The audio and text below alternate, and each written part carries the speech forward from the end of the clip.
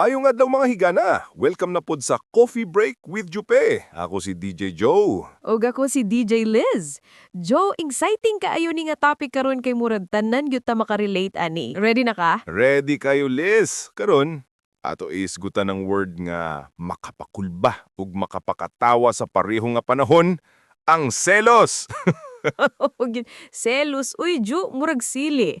Kung gamay ra makalasa, pero kung sobra makasunog ug makadaot. Sakto na ka. Pero before anything else, unsa man gyud ng selos para nimo, Liz? Para nako selos kay natural nga reaksyon kung naa kay gina-value nga tawo ug butang. Murag kabalaka na basin mawala nimo. Pero depende kung unsaon nimo siya paghandol. Mao. Ako pod I see it as part sa gugma. Kung wala kay selos bisan gamay, basin wala kay care, pero kung sobra, murag dili na love kundi insecurity na. Agree. Pero funny kayo kay daghan kaayo klase nga selos. Dili lang sa uyab. Tinuod. Example, selos sa barkada. Like, kung imong best friend na nailain nga close friend, murag makasulti kag, ala, dili na siya exclusive na ako. Ugid o selos sa pamilya. Like kung imong ginakanan pirme makahatag og favor sa imong igsuon, unya ikaw murag wala.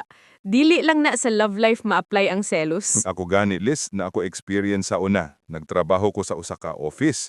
Unya ako jugay na dito, pero pag abot sa bagong empleyado, siya dayon ang paborito sa boss.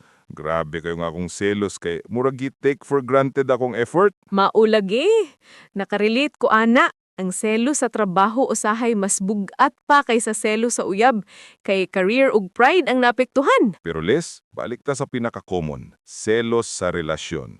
Asa man kakasagaran makadungog na problema sa mag-uyab. Sus, daghan kaayo, Jo.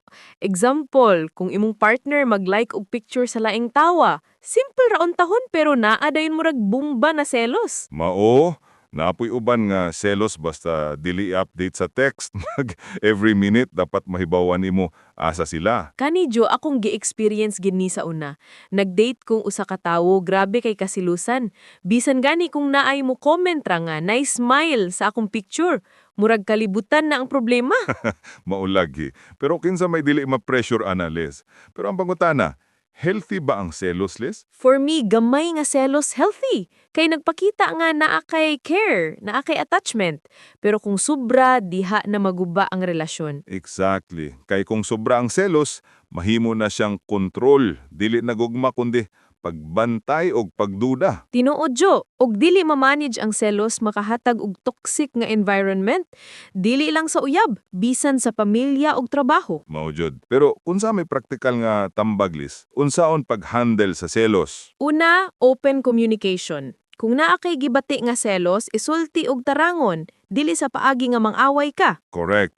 Example, na-feel na ko nga insecure ko ani nga sitwasyon, pwede na ming historyahan, mas mabalo kaysa maghimo kag silent war. Ikaduha, self-awareness. Usahay ang selos, dili gikan sa imong partner, kundi gikan sa imong kaugalingo nga insecurities. Mao jud. Kay example, kung wala kay confidence sa imong kaugalingon, bisan unsa nga gamay nga butang matrigger ka. Ikatulo, trust. Kung walay trust, walay relasyon nga mulungtag. Dili tanang nga action i-interpret nga betrayan. Nindot.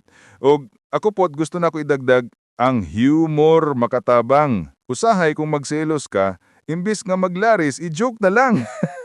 Okay, Jo, para dili bugat, pero dapat healthy nga joke ha, dili sarcastic. Lisod bitaw kung sarcastic, pero kung light lang, makarelieve og tensyon. Ang last nila kong tambag, Jo, hatagi ug value imong kaugalingon.